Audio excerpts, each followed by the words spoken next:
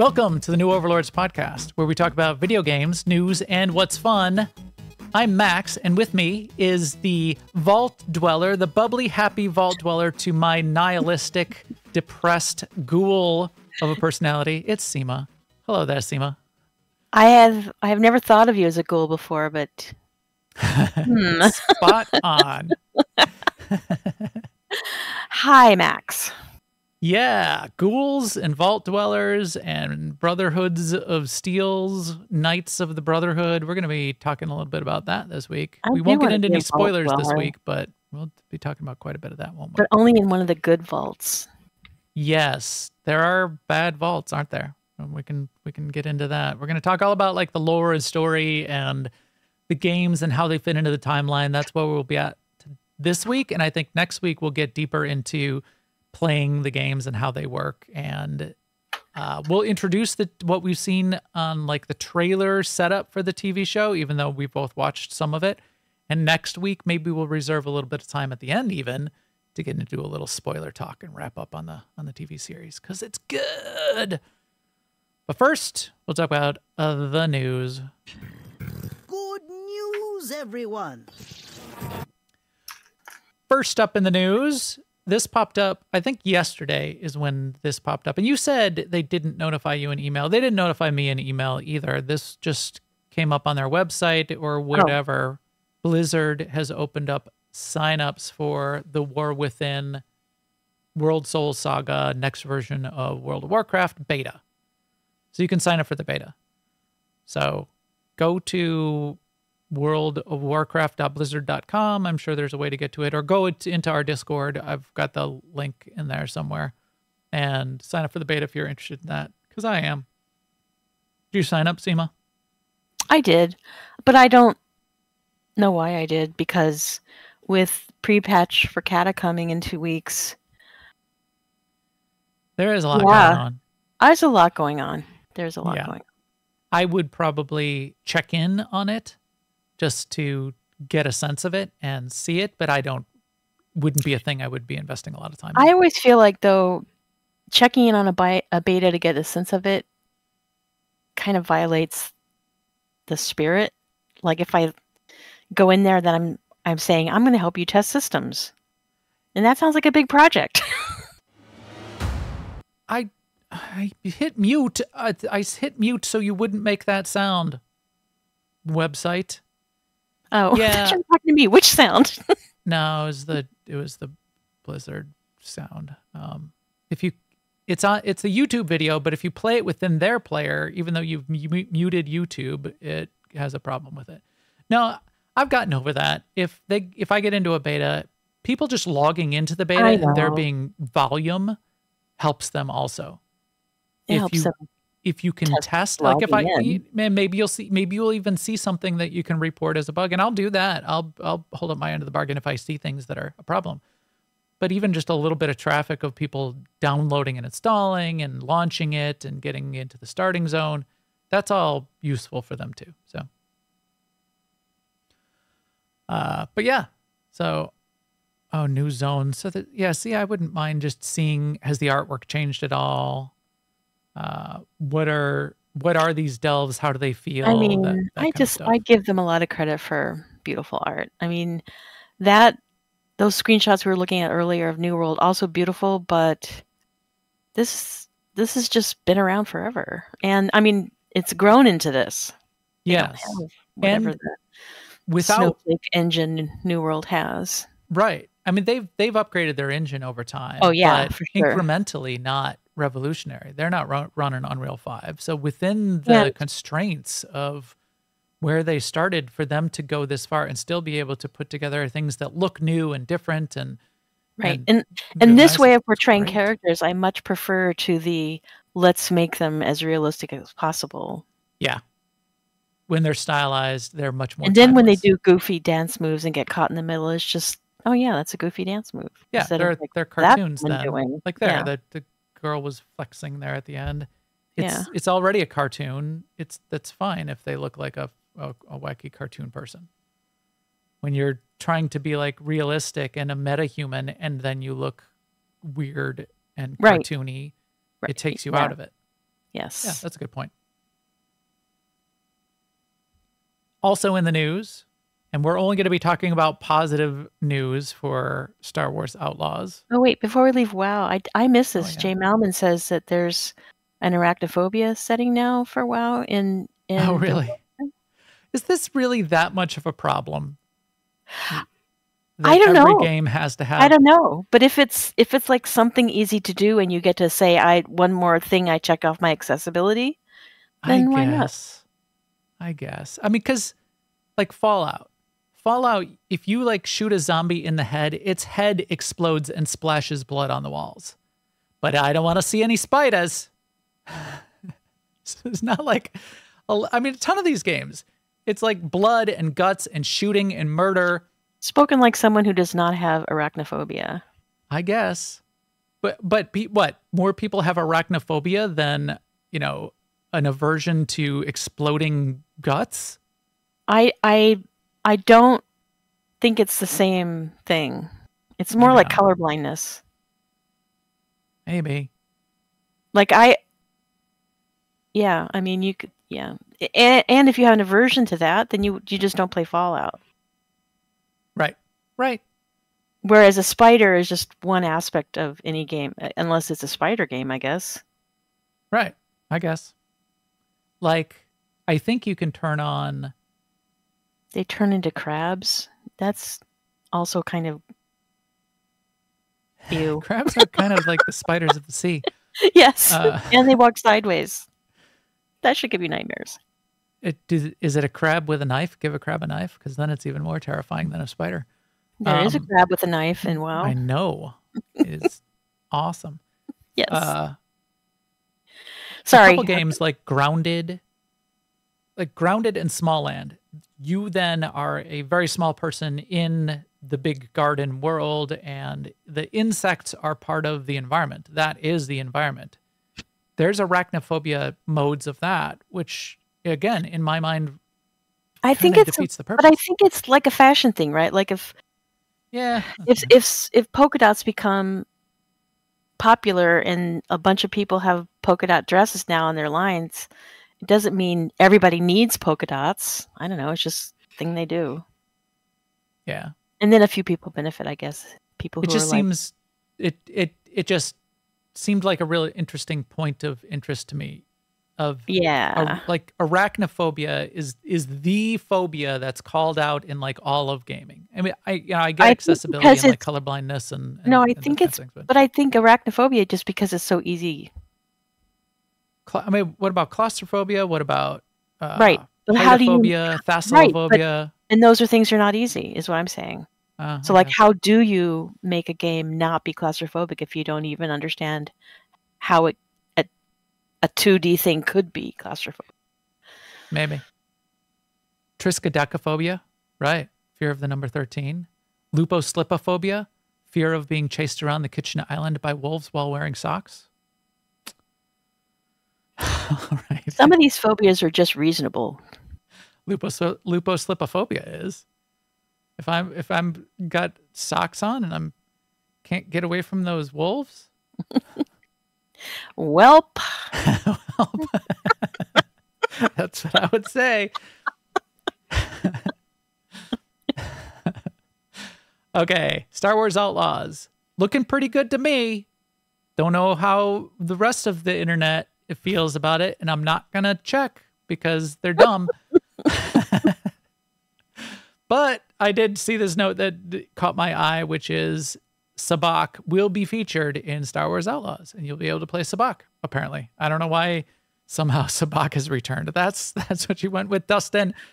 Well played, Dustin. Well, because Sabacc is the Underworld card game, and this is Outlaws. Yes, I think it's a great idea. As opposed to the other one, which sounds exactly the same. Pazaak, yes. So Pazaak was implemented. So what they said here in the article, it said Sabacc has never been implemented in a Star Wars game. Pazaak was, but the reason Pazaak was in the KOTOR games was because it was kind of like Sabacc, but you could also collect additional cards, and then they could make it more part of the game. You're collecting all those cards. Whereas Sabacc is like playing blackjack. You got a set deck, and you're kind of not blackjack, but like poker with a blackjack spin to it. You're trying to get to 23 or negative 23.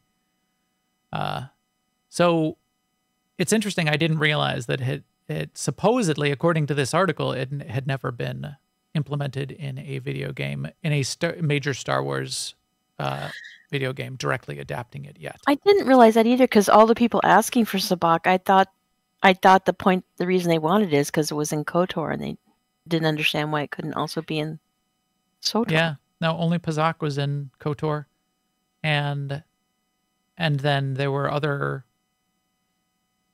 Yeah, I don't know. I guess so. Maybe this is a lie, but at least this is what the article said, and it caught my eye. So yeah, I'm still interested. I'm definitely interested in Star Wars Outlaws. So we'll keep our eye on it, and we'll be looking for good news. Good news, everyone. Good news about Star Wars Outlaws. We'll see if we can find some, because everybody else can find negative news, and I'm not going there. I'm barely holding myself back from ranting about it. He's Moving like on. a recovering rant addict. Moving on. Just to bring it up, because we talked about the nominations for the BAFTA Awards.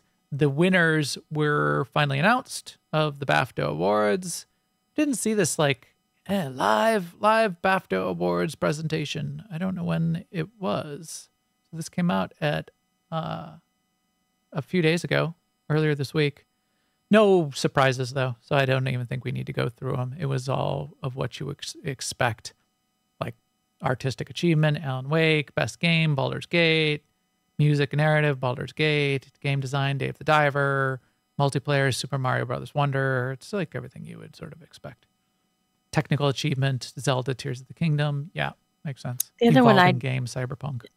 How about this Hi-Fi Rush for animation?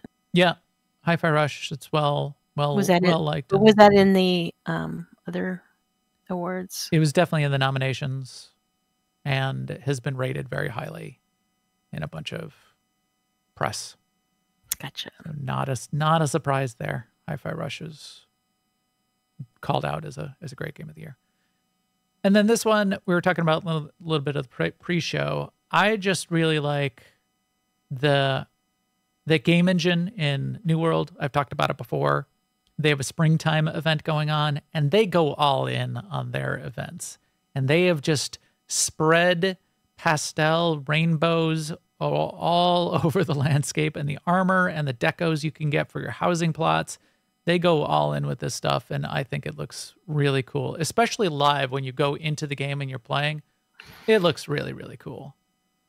So good job, New World team, in continuing to implement and push the graphics of that engine. You take it or leave it. And, to your point, Sema, the fact that they're going for that more realistic look of the people, I get how you could sort of not prefer that as a style, and it can get dated relatively quickly. I think they've just implemented it well. Just the look of the cloth. I like how the armor textures, moves and the weapons and things like the that. tree bark pants. Right. That woody look is all part of the latest expansion of the wild, the evil wild, or whatever it is, the elemental wilds. It just comes together really well. It looks like it's wood. It looks like it's fabric. It looks like it's leather. You can see the stitching on the edges of the leather, and then the layers of all of the colors and pastel and everything all over the top of it. It works. It works really well on the costuming. So cool. That's a fun one. I continue to like to see good art in games like that. All right. That's where we'll leave the news. We're going to certainly be talking about more of the Fallout news shortly, but we can leave the main news there. There will be a bunch of things coming new in the next few weeks that we will keep our eye on. One, for example, both Sema and I just got into the Bitcraft alpha. We'll be talking about that. I think in 2 weeks, we're going to have the official launch of version 1.0 of V Rising. So there's some things coming. So keep an eye out for that in the news. If you hear of anything that is launching that we should be talking about in the news, let us know. But it's going to be an exciting spring continuing still. There's some good things on the horizon. As always, thanks to all of you out there for following and listening. If you need any of the subscribe links for audio or video, they're all on newoverlords.com. Special thanks to everyone that hangs out with us live here on Twitch or in our Discord, where we talk about fun stuff pretty much all day, every day. We have added a Fallout channel. We have a bunch of people that have been playing Fallout 76 in particular for a long time that are helping Sema and I, and Lucy was in there Monday. We'll talk about what we did, but they're giving us advice and tips. We may do some events around Fallout a little bit more. Like Kazric seemed to be suggesting a mandatory fun night around Fallout. That would be fun to do something around that. So keep an eye out there. Jump in our Discord, jump in the AIE Discord, because as always, if you're also looking for a big family-friendly gaming community, there's a bunch of people in AIE that have played all of the Fallouts over the years. You can get to that at aie-guild.org. Ours is newoverlords.com/Discord. All of that is quite a bit. Tons of ARC, definitely tons of ARC talk going on a regular basis there in our Discord lately too. Okay. All right, Sema. What? Hello there. I'm here to show you a wonderful place. I like that staticky sound, and I like the sound of the projector. Yeah. That Fallout has always had looped around it. And then that voice, it was at the beginning of the trailer, and it shows up in the TV series as well, but that is Walton Goggins in his persona as Cooper, late in his career when he becomes one of the spokespeople for Vault-Tec. Yeah, we'll get to that. So we'll get to that by the end. And we're not going to do spoilers on the TV show, but Walton Goggins is one of the clear highlights of that show. But everybody's just doing a great job. Doing a great job with that show. So that'll be fun to talk about. But we certainly wanted to talk about everything Fallout. The show in particular got me thinking about the times I've played Fallout so far. I don't know why I still have this New World stuff up on the screen. The times I've played Fallout so far, the games I've played in the past, and I have not played a ton of the Fallout games in the past. I was noticing, I was going back through what I've played. I mostly played Fallout 4. I played a little bit of Fallout New Vegas, and I think I touched on Fallout 3, and I think I mostly just watched other people play those games. I did not play a ton of them. I played a ton of Fallout Shelter. We'll talk about that. I did play some Fallout 76 when it first came out. And this week, what did we do, Sema? What did we do on Monday? We played some Fallout 76. Fallout 76. We got in there together and brought Lucy, and we all rolled new characters. We used the jump to level 20 boost, and they recommend it. One quick start video that I watched said, no, just start from level 1 and level up. The other one I watched, a different one I watched, said, yeah, definitely take it because you can get to like level 1,000 in this game. So getting to Max tried to micromanage me in that game. He said, no, that's too many bullets. You're shooting too many bullets. We'll get into the gameplay, but Sema's like unloading 2 full clips into this low-level zombie that's coming at her. I'm like, bullets are a resource. She's like fully automatic, and like he's like dead on the ground, and she's still shooting him. That's like so old school. I mean, you're gonna have to start making bullets. Don't want to. Well, then what are you going to do? You're going to be all out of bullets, and there's going to be zombies coming at you. The Scorched are going to be... The Scorched and the Mutants are going to be eating your face. That's one thing about survival games, is they're like a step backwards. No, they're 2 steps forward. Because we used to have ammo in other games, and as we marched forward in time, they said, wait, this is kind of a dumb thing. We won't have ammo anymore. Oh, unless you play survival game. Now you have to get ammo.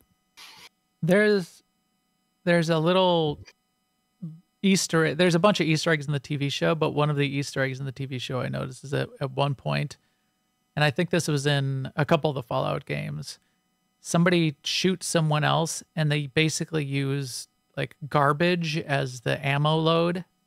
And so somebody gets shot with with chunks of trash, and it's pretty obvious.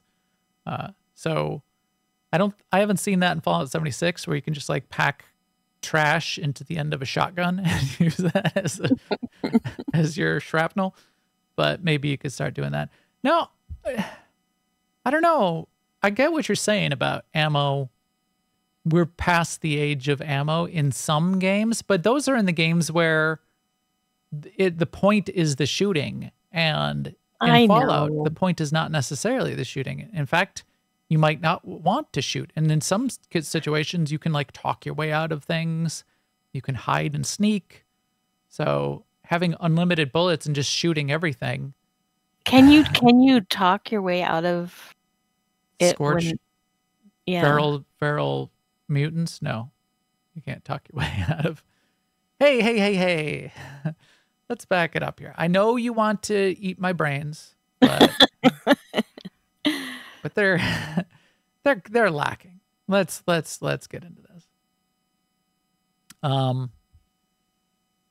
Yeah, Eflux. There was a gun you could build that would basically shoot at anything that you could put into it. And there is a scene, I think it's in episode 2 or 3, where that's obviously that gun is in use. It's a quick thing. You gotta have your eye on it, but I liked it. No, maybe it's even in episode 1. I think it's in episode 1. Yeah, it's definitely it's in episode 1. It's at the graveyard. Anyway, we wanted to talk about the history of Fallout, the games, the timeline a little bit, because we re-educated ourselves on what the timeline looks like and where that all came from, and then sort of where the games fit in and where the TV show fits in. So we'll get into a bunch of that stuff this week, and we'll sort of walk through that for a little bit. And then I think next week we'll get deeper into the gameplay of maybe a little Fallout 4, probably focus on Fallout 76. I'm going to be playing a lot of Fallout 76 over the course of the next week. I'm having a lot of fun with it. But we'll talk about that a little bit more in depth and show off. We toured E.T. Shrimp, who's been in our chat room and is one of the raid leaders that Sema runs with.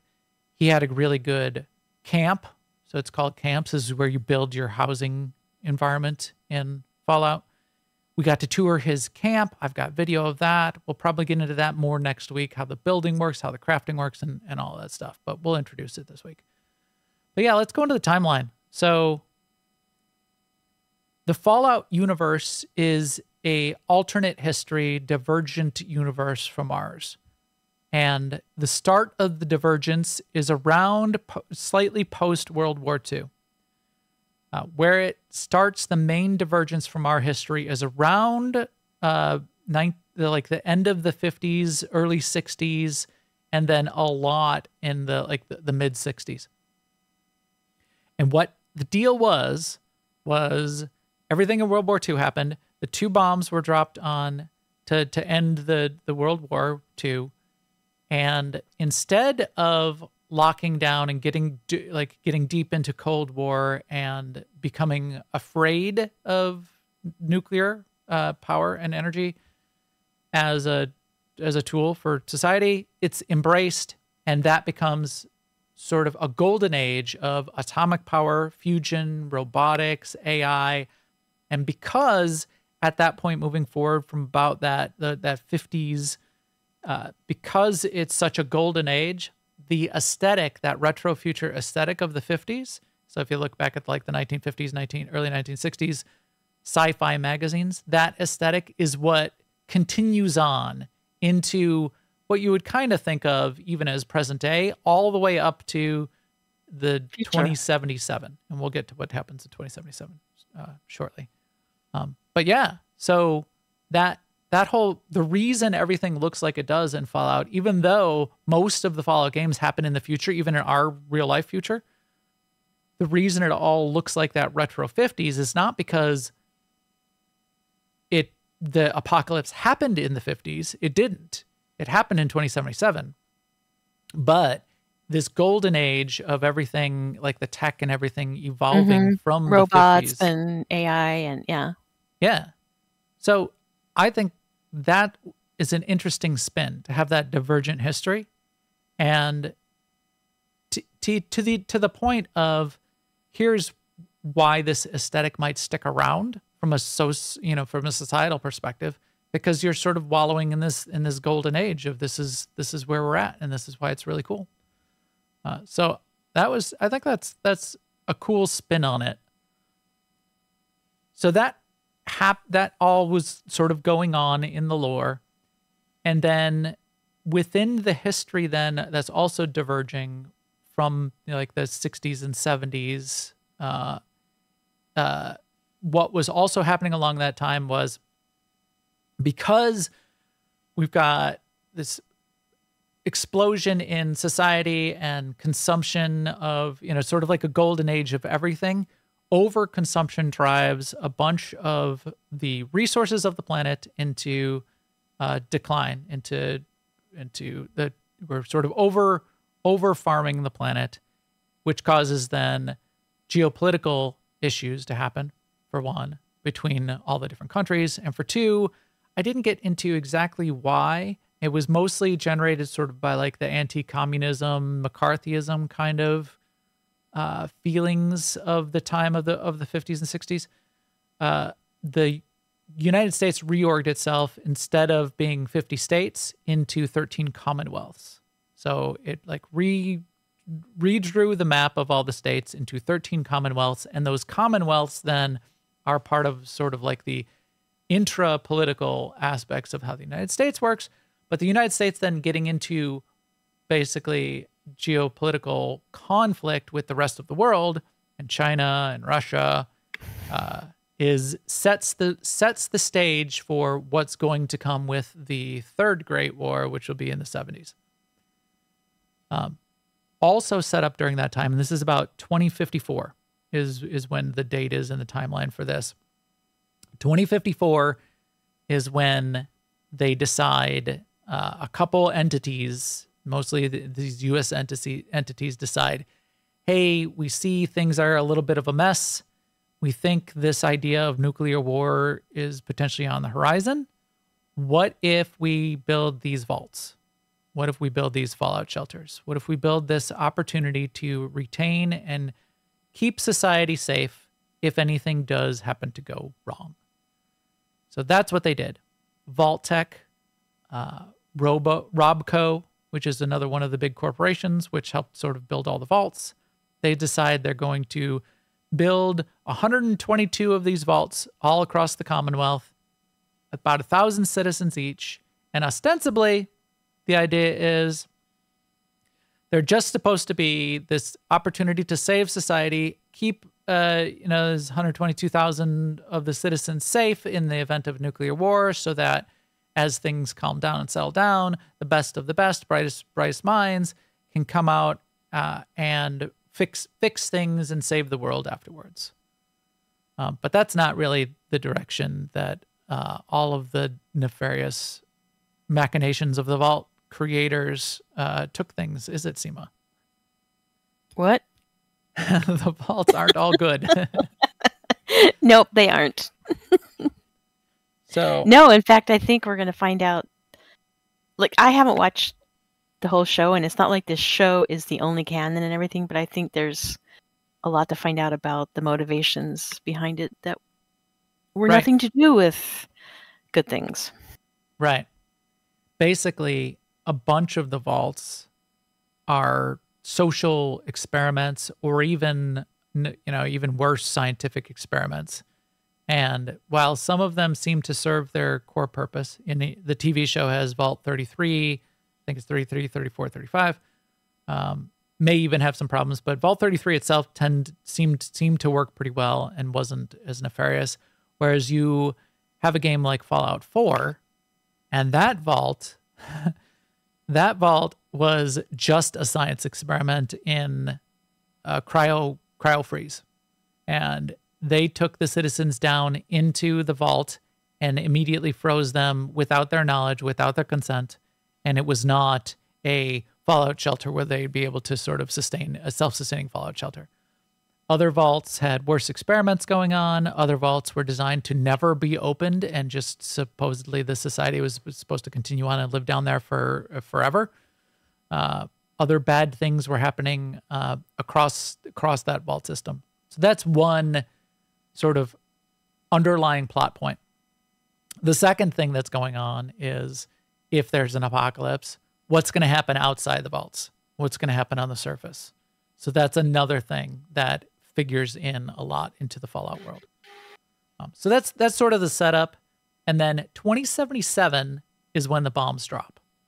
So 2077 is the Great War. That's the apocalypse. And it didn't happen in the 50s. That's something that you might have thought just from like looking at the aesthetic. It happens in October of 2077.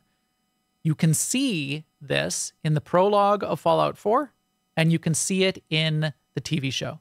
So in the prologue of Fallout 4, the video game, you play actually the morning of the apocalypse day. So you are in your little house, in your subdivision, you're hanging out with your family, you create your character, your husband or your wife are there talking to you. If you play a female, I didn't roll a female. Is it your husband that talks to you, can you only play the dude? I think you can only play the dude because the dude goes looking for his son. So maybe you can only play a dude. This was Fallout 4. Yeah. But you can you're playing, you can like look around, you can look at the newspaper, the TV is playing, then as the salesman comes to the door, and the salesman is from Vault Tech. You are ex-military. The dude, the main character, is ex-military, and the salesman says, "Hey, because you're ex-military, your service to the country, you're signed up. You're free. You're on the list. Just give us your information." The information he takes from you is also a way to finish building your character sheet, basically, which is nice. So you can't decline that. The game won't happen. But you give him the info, and you say, you go play with your son, and the robot is in the main room. The TV is on, and all of a sudden something comes on the TV. The robot says, "You guys better come in here and take a look at this." The news report says, "Oh my gosh, bad things are happening. Bombs are dropping." So you see this in the game, and then you get rushed off to the Fallout shelter, and this is where you get frozen, and the Fallout 4 game starts. So the Fallout 4 game starts, you get frozen, and while you're frozen, you get partially defrosted, and you see bad things happen to the rest of your family. Your son gets kidnapped. So spoilers, this is the start of the game. But yeah, the start, Your wife gets killed.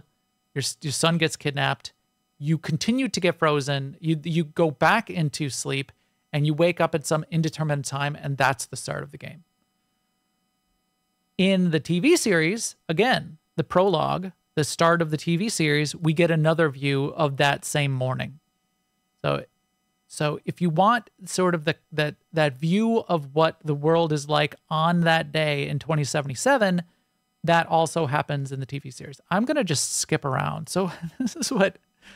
Last week, we were talking about this. We played the trailer in the background quite a bit.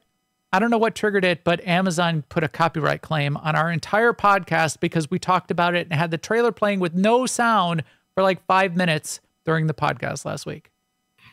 I disputed it, and they actually dropped the claim. So it's probably some automated thing, but I'm not going to play the trailer. In fact, let's just sort of like skip back and forth here anyway. There's a scene with Cooper, who is played by Walton Goggins, who's one of the main characters in the series. He's at a swanky party in LA. He is like a movie actor beyond his time, sort of past his prime just a little bit. We get more of his backstory in sort of flashbacks further in the series. But in this prologue, he makes a comment to his daughter about, hey, he didn't want to do the thumbs up sign for a photo. He's like, his daughter said, why wouldn't you do the thumbs up? And he said, well, that was a thing in the military for us. And if the bombs drop, we were supposed to hold our thumb up at arm's length. And if the mushroom cloud, if the explosion was smaller than your thumb, then you could like hide out, get to a shelter, and No, he get said safe. run for the hills. Yeah, run for the hills. If it's bigger than your thumb, and she goes, what if it's bigger? Then he said, well, that doesn't really matter. Right. And fun little scene, fun for some definition of fun. Blinding flash, the girl, arm shaking, is holding up her thumb, and she says, Daddy, your thumb or mine? Because it's bigger than her thumb already. So I just want to say here too, like, even if you have no intention of watching this show, if you have Amazon Prime, just watch this beginning part because it's so brilliant at setting a scene, and then the bomb itself, and as it happens and approaches, and the people are running and everything. It's really, really fun to watch. Right. It's only like 4 minutes. Yeah, you don't have to watch much of it. And it gives you the whole aesthetic. It gives you the whole, and it shows you that event in October 2077, the beginning of Armageddon. Yeah, it's amazing. But there's so many little bits of things that are happening there at the party, the classism, which figures into the whole idea of the game. Big time. Sort of the 50s aesthetic that sort of persists. The kids all sitting around, watching the TV show. Who he is, and you really get a sense of his character in those couple minutes of who he is, at least before because he's a little different after. But who he is as a person before, and then we even get more of that in the flashbacks.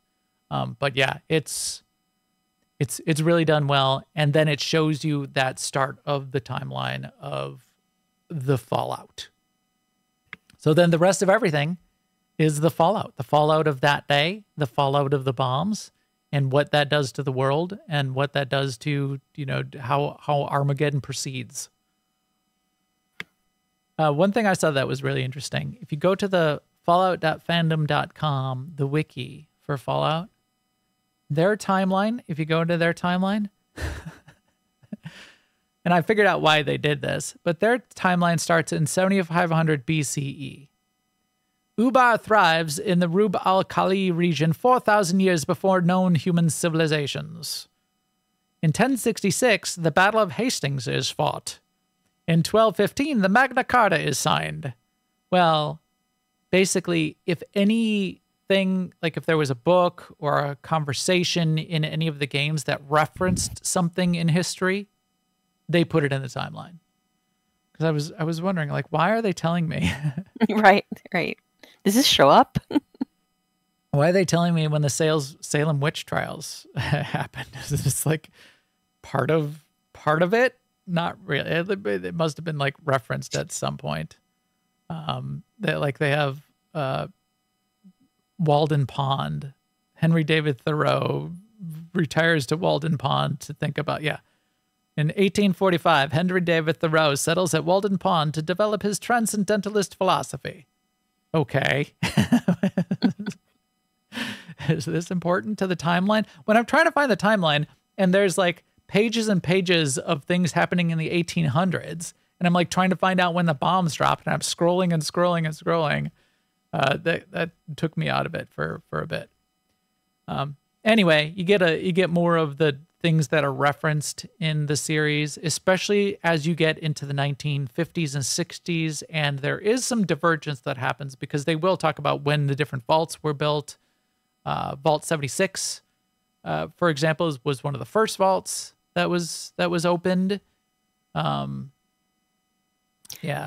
There are some things early on though that do have Fallout that are a Fallout reference. Like this one, 1600, Toshiro Kago is abducted by Mothership Zeta from Japan. Yeah. So, I mean, there are things sprinkled in there. Yes. But you'd have to, like, really read it to find them. Yeah. 1948, a B-29 Superfortress crashes into Lake Mead. Some of this stuff, like, didn't happen in our history. Right. Like, read with discretion. Don't use this for your history papers. That's when the aliens... No, teacher. I read it on the internet. That's when the aliens abducted the Emperor of Japan. It's when the No. gilded no, grasshopper weather vane was restored. So then you get into the games. And the games then all happen at some interval period at a minimum of about 25 years past the dropping of the bombs. So the first game in chronological order, not in publishing order, but the first game in chronological order is actually Fallout 76. So this is the most recent property that you can play. It's currently ongoing. Live service. Fallout 76 is kind of an MMO.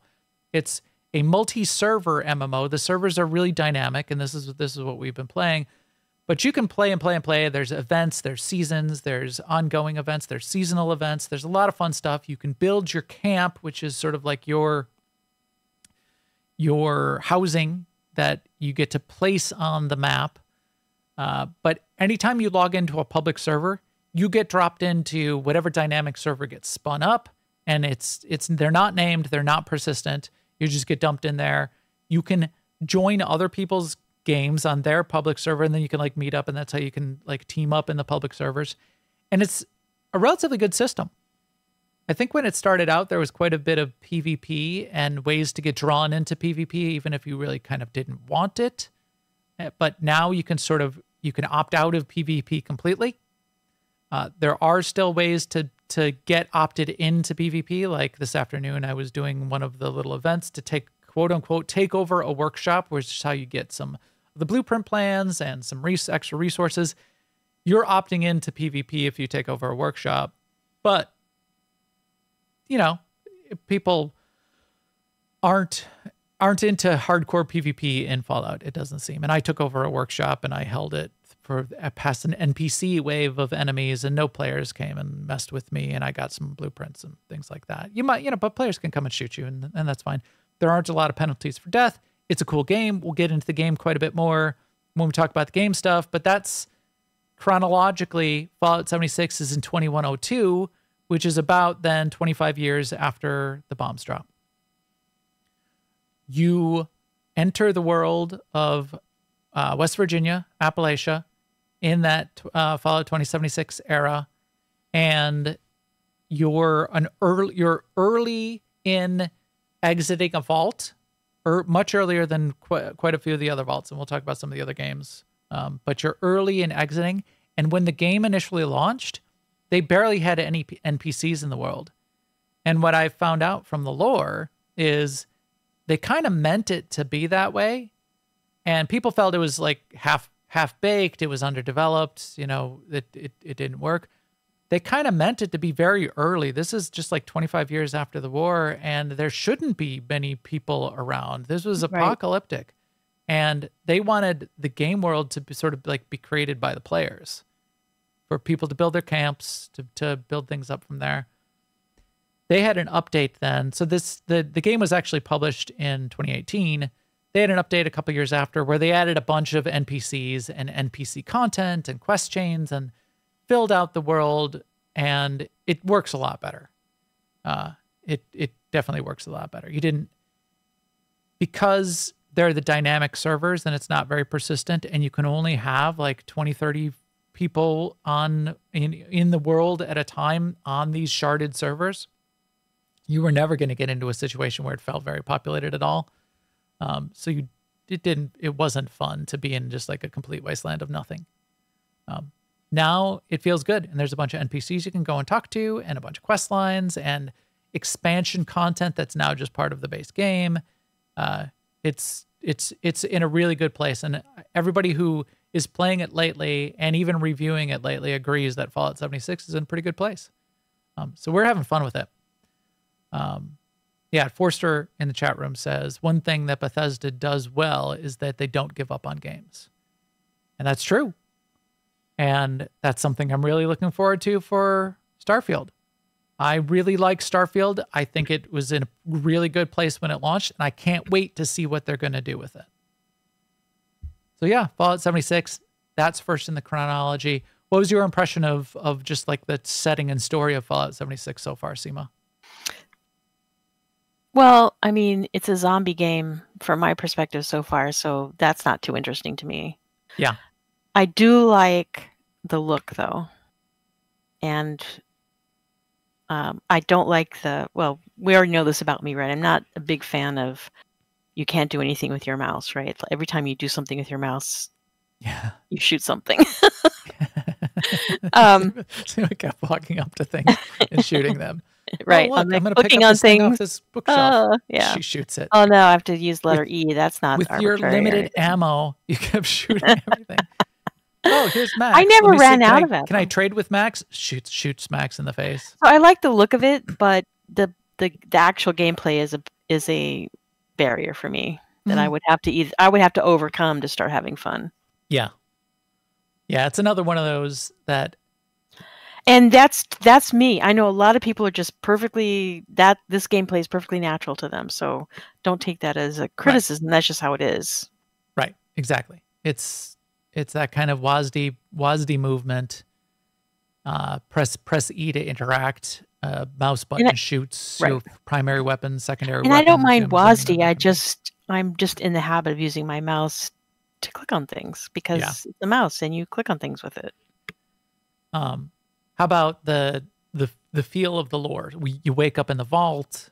It's the morning after a party. You still get some of that aesthetic in the vault, but then it's definitely post-apocalyptic outside the vault.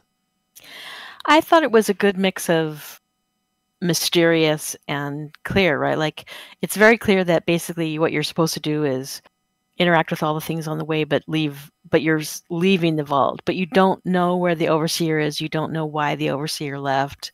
And that's going to be at least the early parts and maybe overarching part, I don't know, of the story of Fallout 76. Right. I typically am not all that keen on like zombie games in general. 7 Days to Die and Dead Island and just zombie games. But this has got enough style and character to it, and enough non-zombie factions like the Brotherhood of Steel and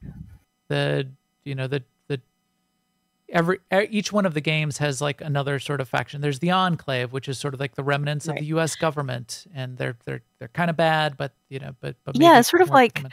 I mean, that's an RPG thing, right? Like, so like each of the Fallouts had like 2 or 3 factions that you had to choose one to sort of join or support or whatever. And just that kind of just gives me anxiety. It's like, which is the right one? Because you have limited information when you have to choose.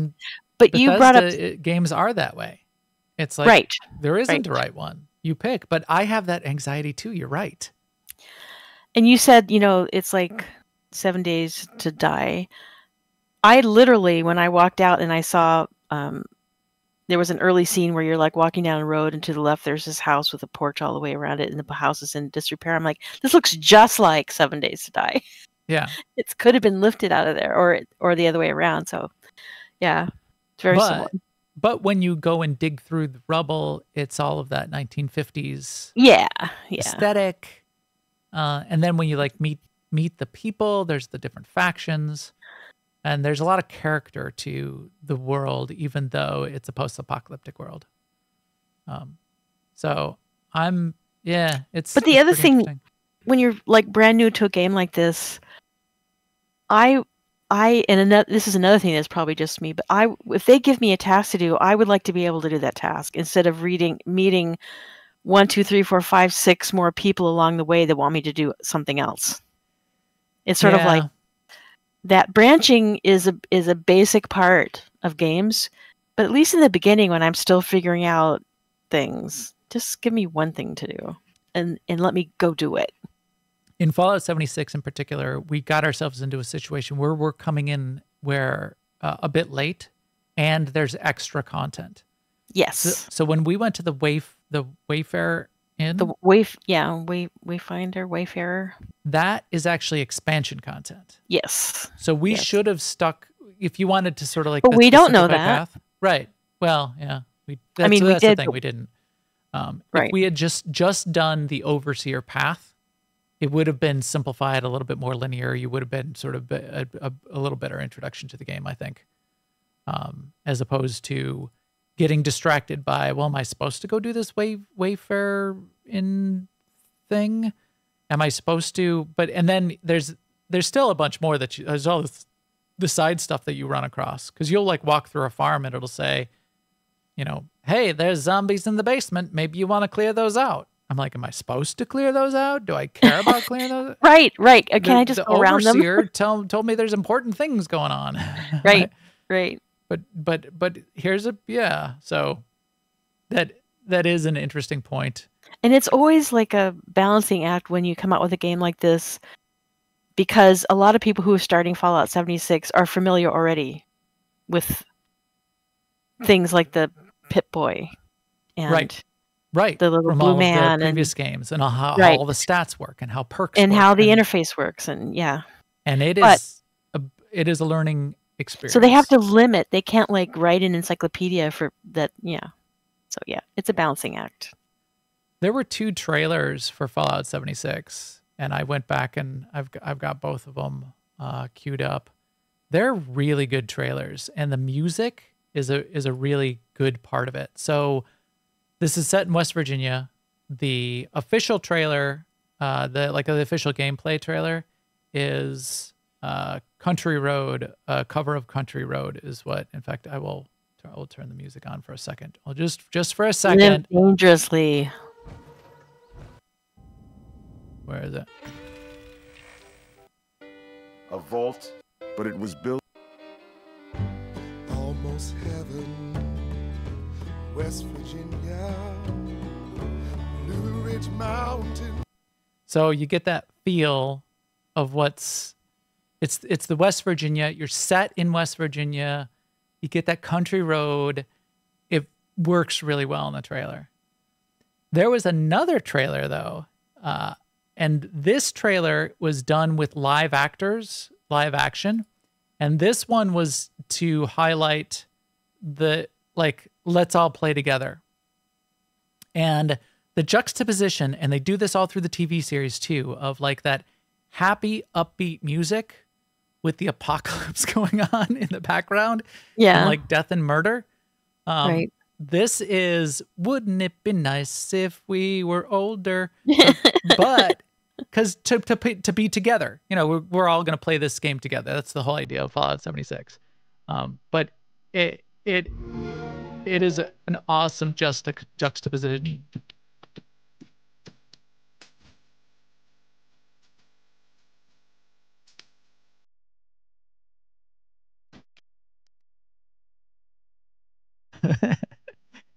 So I love it. She's using way too many bullets. She is. You're absolutely right. Look at those guys. They're like bullets flying all over the place. But I mean, make no mistake, these games are grim and violent. That is what they are. They don't pretend to be anything else. And they're not necessarily happy endings either. Right. No. Yeah. Monsters and zombies and blood and gore. And like, if I get a good headshot on a zombie, its head explodes and splatters blood all over the walls. It is definitely a monster zombie game. I like this one. Like they're all like happy, look like they're watching a sunset, but it's a nuclear explosion of a bomb going off and mushroom clouds and over the horizon. But they're together. It's all about the friends you make along the way. That's right. It's all about the friends you make along the way. And then there's this creature that rises from the ashes. That's a key end boss of one of the first sets of chapters of Fallout 76. The queen something that you get to go fight. But even in the TV series, they continue with that. I mean, the TV series does not hold back. Bloody and violent and it also has kind of some of that sense of like lighthearted happiness. But yeah, the juxtaposition of that over the top of it. Yeah. Lucy, the character, she's the embodiment of that. She's that happy, fun, golden rule, vault dweller, and we'll see if her spirit gets broken by the end of the TV series. But at least through halfway through, she is like on Well, I point. mean, yeah, I mean, but she has both too. Like she's using a staple gun on her wound, you know, and she's got it all. Yeah. So they do a good job of that in the games and in the aesthetic that holds it together and holds you together mentally, I think, so that it's not like Sons of the Forest, where it's just gross cannibals all around and you just sort of get depressed the longer you play. So yeah. No, this is more like Kingsman. Yeah, that's interesting comparison.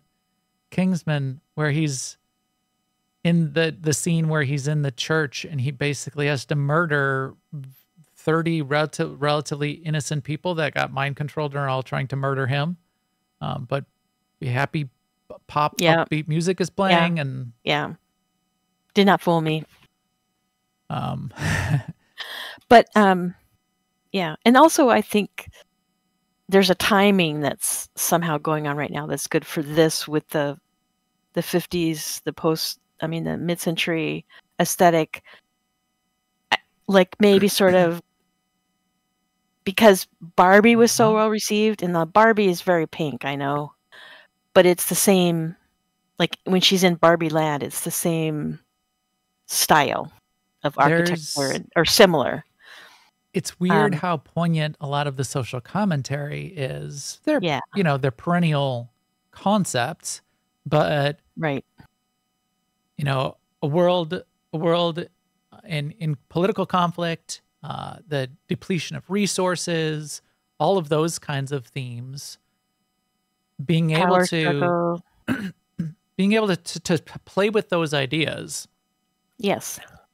In this game property that's old. I mean, the first Fallout game came out in 1997. So this is, this has been going on for over 25 years. A lot of these themes go back, hundreds of years. but even in sci-fi fiction, they go back to the 50s. Yes. So for sure. 75 years of fiction. That was kind of the start. Fiction. Early sci-fi explored this stuff a lot. Yeah. But we can still learn from it and think about our current world through the lens of both the interesting pop culture references and the post-apocalyptic and political conflict references as well. You know what else I thought of when I was watching this is Lost. Yeah. That's good. Just sort of like that stranded, No, but they had the 50s thing. Right. Yeah, is more what I meant. The signals and the reference and right, and the sort of scratchy communications and a certain look and the radio, the radio stuff. Dharma. But that's just the start. Now we'll just mention the next couple. As I said, I didn't play a lot of them, but 1997 is when the first Fallout game came out, and the first Fallout game was published by who was it? It was Interplay Entertainment, and they got picked up by Black Isle Studios, or was it the reverse? Black Isle Studios. Yeah, Black Isle Studios was under Interplay Entertainment as the publisher, but this was a 90s game. So the graphics were 90s graphics. It was definitely an older game at the time, but well liked and well received for its time in the 90s. We're getting a lot of spam in the chat. Just ignore that. I'm not going to mess with it right now. Wow, it's a ton of spam. Okay, can you stop that, spammer? Because I can't. There's like 20 of them, and I can't ban them all. All right, I'm just gonna ignore that. But Fallout was set in Southern California, the original Fallout game. Fallout game. It's a raid from spammers. Yeah, it is. So Fallout 1, yeah, came out in 97. Pixely, I gotta mute this site again. Pixely, but well liked. The graphics, like here, this was the Vault Overseer. So this is like the friendly good guy. He looks like a Neanderthal for whatever reason. "Quote unquote," air quotes around friendly. Yeah, well, yeah, because he does kick you out of the vault at the end. But it's practically pixel art. But this was like top tier RPG gaming back in the day. Yeah. So it's weird how, and we loved it. Right. We were talking about this. Sema and I were talking about this. Is how immersive was this back in the day? And then I was thinking back. I played like the Ultima. This is before Ultima Online. I played like the Ultima games back through Ultima 1, 2, and 3, all the way up through Ultima 7. I think was one of the. Then that was about the time they got to Ultima Online. Ultimas 1, 2, and 3 were monochrome. They were monochrome pixel sprite games. But this was super immersive idea of something's going bad in one of the vaults. They invented the lore of here's the vaults and here's what happens. And we could draw our own maps. Yeah, right. We were drawing it on graph paper. I would have zero patience for that now. Right. I had a gaming notebook with paper and pencil. Yes, I did too. It was a loose leaf notebook. Man, I remember. I think it was Morrowind. It was Elder Scrolls Morrowind, where to make all of the potions, I had like these detailed references in a notebook of what all of the different ingredients did, and man, those were the days. But yeah, so Fallout 1 was really well received. They quickly made a year later, they made Fallout 2, and this was also then made by Black Isle Studios, and that came out in 98. Not long after that, Fallout 3 was picked up. This is when it's sort of the license got picked up by Bethesda. So Fallout 3 is when we got into sort of a little bit more of a modern era of Fallout games. So this was 2008. So this is, again, about 10 years later. Fallout 3 comes out. It's set in Washington, D.C., a little bit more of a modern game. And this is where you got it available on consoles. I think the older games might have been originally on a console as well. Was Fallout 2 on consoles? Or was it just PC back then? RPG... Yeah, this was just PC. So when it came out in 2008, it was sort of reinvented. It came out on consoles. It was sort of like a big deal. Everybody was excited. Bethesda did a really good job, and it was sort of the modern era of Fallout games. It really took off in 2010 in Fallout New Vegas. Fallout New Vegas was sort of like a Fallout 3.5. So it was built in the Fallout 3 game engine. It was a sequel release. It was its own game, but it was a brand new story built in the Fallout 3 engine, but it was titled Fallout New Vegas. It was not given a number. It wasn't Fallout 4 at the time because it was sort of like that sequel to 3 in the 3 era. But one of the most beloved games was Fallout New Vegas from the story perspective. The factions of what happens, who you are, the fact that you're getting sort of a deeper view of what's happening in the Fallout world. The New Vegas set you up as a character who was a courier. Vegas itself survived the apocalypse better than a lot of the rest of the United States had, because Robco and the leader of Robco at the time, what's his name? Not the uncle, the master, the dude, whatever, the Robco guy, who exists as Mr. House. Yeah. Mr. House was one of the founders of Robco. He, I guess, had some sort of missile defense system, which protected a lot of Vegas at the time, and the Hoover Dam. And then the power from the Hoover Dam was still around to keep Vegas online after the apocalypse. But you're a courier. The game opens with a mobster named Benny shooting you in the face. At the beginning of the game, but then you get rescued by a robot. Oh yeah, all right. It was developed by Obsidian and published by Bethesda, and then Bethesda took it over from there. But Obsidian was actually the developer of New Vegas. But you get rescued. You then go on an adventure to figure out what's going on, either get revenge on Benny or not. The U.S. government and the Enclave you can get revenge on or not. The president of the new United States turns out to be an AI, and you can get revenge on or take them down or not. You meet a bunch of ghouls, and you can decide how you're going to deal with them, friendly or unfriendly, resolution to that. So you got the deep opportunity to play around with the RPG aspects of will you, won't you, ally, or how are you going to resolve all of this, and what faction are you going to sort of get in league with by the end, or none of them. You're going to go your own way and take out all the factions and take over New Vegas yourself. And everybody loved it. So when you ask people to sort of stack rank all of the Fallout games, this is one that people often shuffle to the top. If you have Xbox Game Pass Premium, you have access to this. And all of the Fallout games, all the way back to Fallout 1, almost all the Fallout games. You even have access to Fallout Tactics. And I sort of left Fallout Tactics out of this. It's outside of canon. It was a tactics game. And then Fallout Brotherhood of Steel was sort of in that era of Fallout Tactics. Both of those are outside the canon, sort of really aren't counted as part of the Fallout story.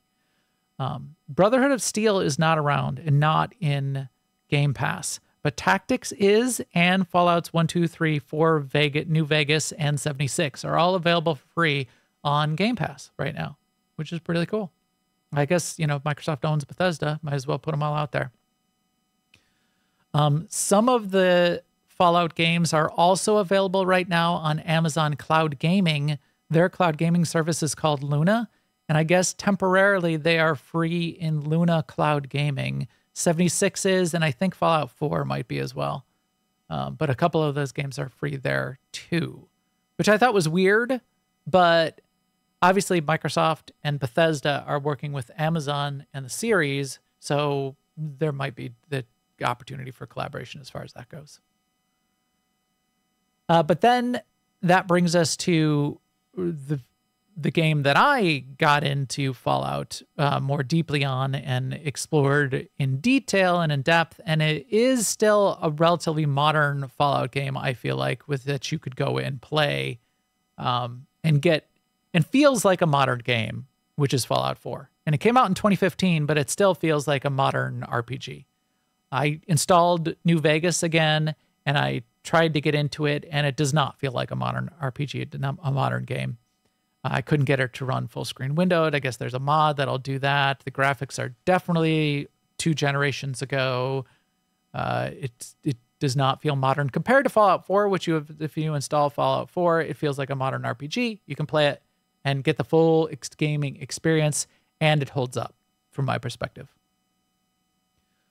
So Fallout 4 is worth playing if you have not played Fallout games. I think this is a good one to might as well jump into it if you wanted to get the feel of the RPG, and then Fallout 76 if you want to play with friends.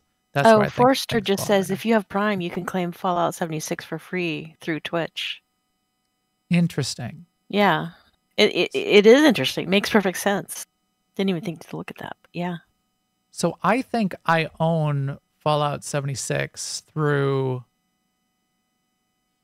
like, I think I have it on Steam. Yeah, I think I definitely have Fallout 4 on Steam as well.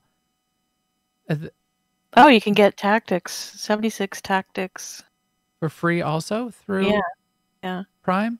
Mm-hmm. I'm just weird. It's just like in all the places. Well, I mean, you know what? That's so smart. Yeah. I wish our, Star Wars, the Old Republic would take advantage of every Star Wars event that happens. True.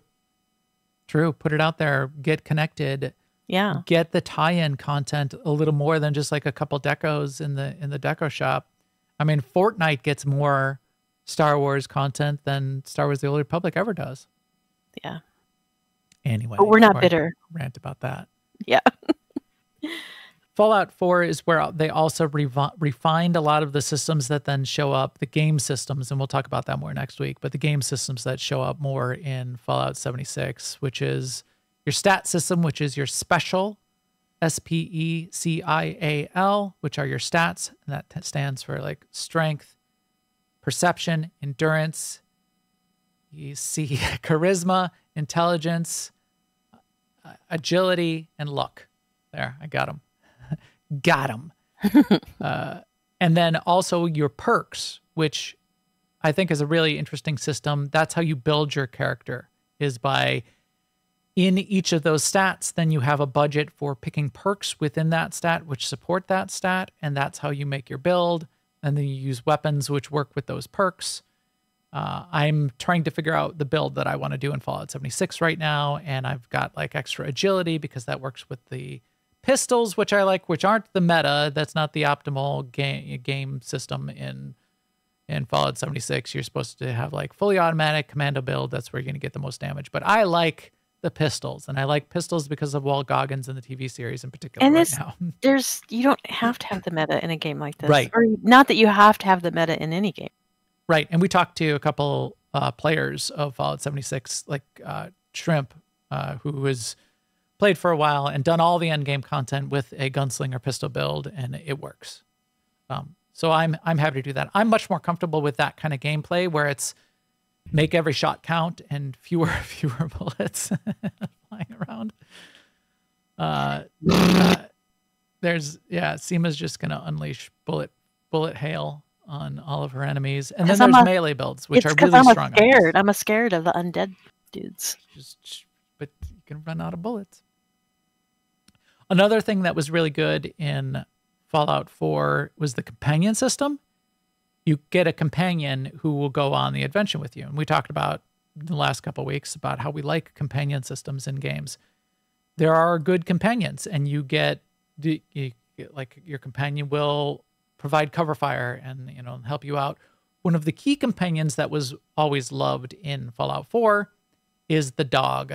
The dog's name is Dogmeat, and at least that's what you call the dog early in the game, Dogmeat. And Dogmeat becomes a full-fledged companion. The dog has its own stats and build, and the human companions you could develop a relationship with them, and the things you do will either make them happy or unhappy with you. The dog just likes you and will just like whatever you do. But you have to heal it. They can take damage. You have to heal, you have to like keep them alive. Can you pet him? You definitely interact a lot with the dog. I tried to look up to actually pet the dog. You feed the dog does tricks, you interact with the dog a lot. So I don't know if you're actually physically petting the dog, but I couldn't find that, and I don't remember. But he's cool. Dogmeat's cool. I found a really cool video of behind the scenes. They actually had a German Shepherd at the studio, and they did a lot of work with the dog for the references for the animation. So here was the real life Dogmeat, and they videoed him. They videoed him in the studio in front of a green screen for reference animations.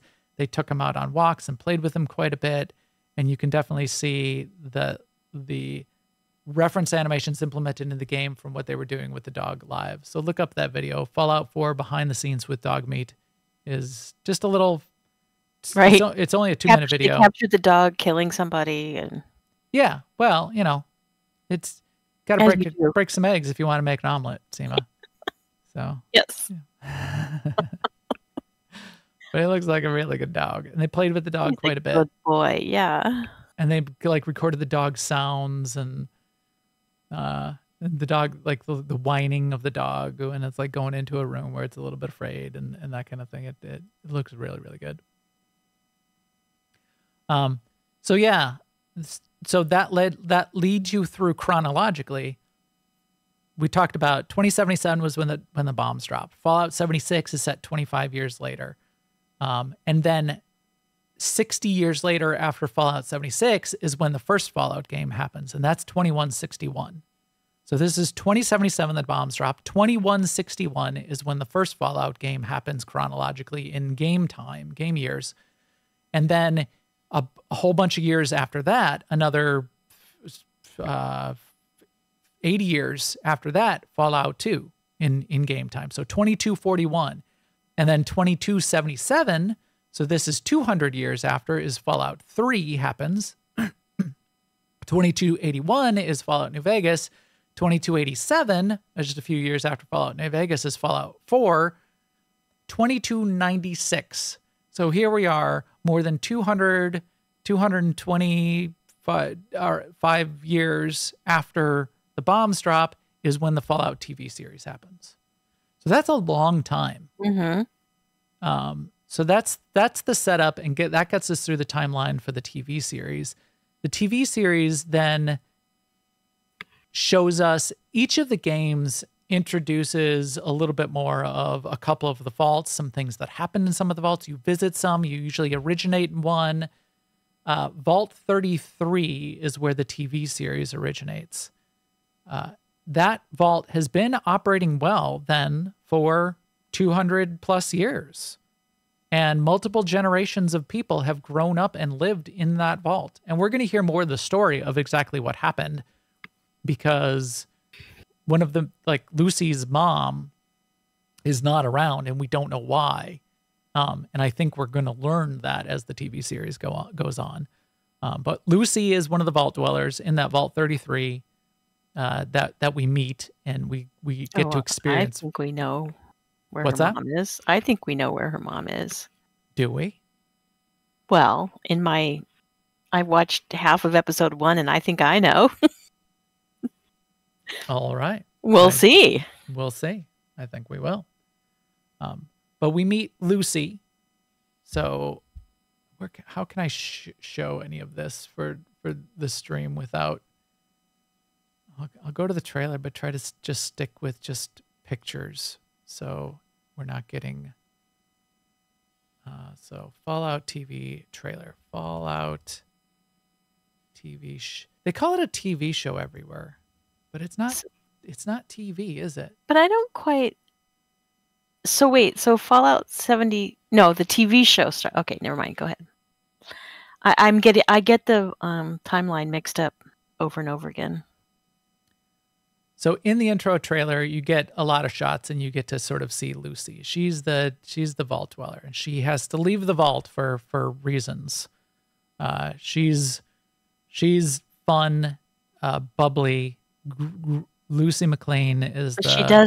gets work done. She does the work.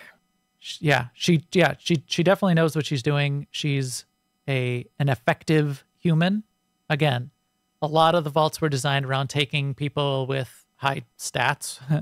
And in fact, like, yes, there's online debates about what her stats are and what her levels are for a lot of the main characters. Because we also meet another main character, Maximus. Maximus is an acolyte of the Brotherhood of Steel. So Brotherhood of Steel is a reformed remnant of the United States military in the post-apocalyptic world. They've merged some almost quasi-religious and like monk-like aspects to how they operate, and they've dedicated themselves to keeping to try to rebuild the world, but also very focused on getting remnants of old technology to further that cause. And the power armor is what they use as their knights use that power armor. So that's their knights in armor, is the power armor, and the acolytes and the squires are the assistants to the knights in the power armor. So you're aspiring to become a knight if you're in the Brotherhood of Steel. So we meet Maximus also as another character. So Lucy is a great main character.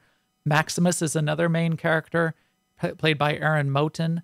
I really like how he's sort of getting portrayed, which is a different spin. And I heard this talked about in one of the online discussions, that the way Walt Goggins and Aaron Moten and Lucy McLean, who is played by Ella Purnell, I mixed that up. The actor is Ella Purnell. But the way they portray their characters, you could almost think of as various ways to RP play the game. So Lucy is like the good, the lawful good way to like play through, be positive, come out of the vault. Maximus is a little bit in the middle, and he's going that Brotherhood of Steel route, and he's conflicted in a few different ways, which is interesting.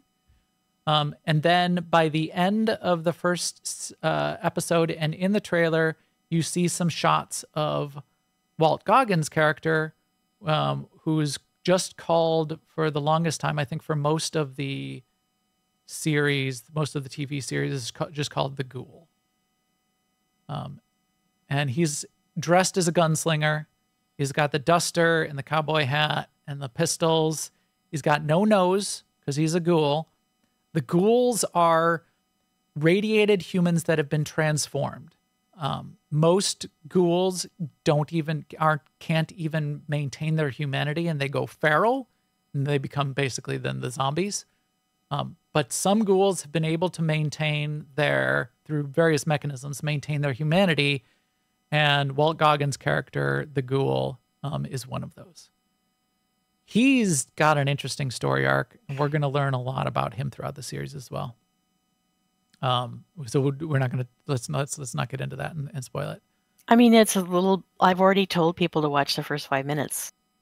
Yeah, of it, and he's in that, and he's also when she comes out. So that's a little bit of a So you see him there. You see him in the trailer in both of those places as well. Right. It's obviously it's Walt Goggins. 200 years in between or whatever. Yeah, and he's a ghoul in the future. He's a Hollywood actor in the history, and there's obviously a journey there, and then there's a journey going forward, and we're gonna see where he ends up. I don't know, because he's in a rough spot. As a barely human person when we meet him in the series. He's not a nice guy. So I don't know if he's completely an antagonist or not. We're going to learn. I'm only 2/3 of the way through the series myself. I'll be done by next week. But we'll learn more about him. But Walt Goggins just doing such a great job. Yeah. I mean, in all of everything I've seen so far of his character in the past, the clips is the spokesman for Vault Tech that get peppered in. Yeah. And as the ghoul, which is just sort of, nearly all of his humanity drained at that point. Of the character that he's playing there is quite interesting as well. So yeah. And then a whole nother cast of characters. So there's one more. So there's Maximus's story. There's Lucy's story. There's Walt Goggins' sort of story and arc. But there's still stuff that goes on in Vault 33. And there's a actor who plays the brother. Norm is Lucy's brother, slightly younger brother. He's like a young adult. But he's played by an actor named Moses Arias. And is one of my favorite actors in the series as well. He's got just a lot of character going on. What do you mean by young adult? I would place him as like 19. Okay. 19, maybe 20. Young adult. Okay. So I would place Lucy as like early mid 20s. Yeah. And Norm is like, maybe like 19. Or 19 or 20. 35. I mean, he could go either way. But actually, when you say the word young adult, I think 13. Yeah. But no, I'm talking about adult. Yeah. He's an adult. He's an adult, yeah. Yeah. Like adult, but at the youngest end of that scale, which would mean post 18. Mm-hmm. Mm-hmm. And then there's Chet, who's the cousin. He has more to do. There's an actor I like, Betty Pearson. She's one of the Vault Council members, the African American woman. She brings a ton of gravitas to the role, and I looked her up, and it turns out she was the roommate, Deadpool's roommate in the first Deadpool movie, the blind roommate. I don't know if you Interesting. remember. I haven't seen her. Deadpool. She was a crass. She was great in that. She's blind. She's just always pissed off at Deadpool, and really good in Deadpool as well. So I knew I recognized her from somewhere. And then there's Lee Moldaver, who we meet in the first episode as well, who I've not seen again then by episode 5, who is definitely an antagonist of the series, played by Sarita Chowdhury. And she was quite good. She's like a raider. So I'm sure we're going to see more of her, because that's set up in the first series as well, or the first episode as well. But we'll learn more. But again, it all comes together well. Really good characters. Each one has an interesting arc, and each one plays into a different perspective on these roles that you even might be playing in the games, true to the Fallout lore. And then everything is just really well rendered in terms of the props in the scene, and Easter eggs popping up that are references to the game, that if you don't get them, it doesn't matter. As I said, like the garbage gun that gets used just for like 2 seconds in one of the shots, and it doesn't matter. But if you know, you know, and it works. If you don't, it still adds to the feel of the world. It's just going really well. So yeah, I've had fun getting into it. What do you think, Sema? You having fun exploring this as a set of lore and games and stuff? Oh yeah, for sure. As a set of lore across all the games, yes. The TV show I'm enjoying with reservations. We'll see. Yeah, it's rough.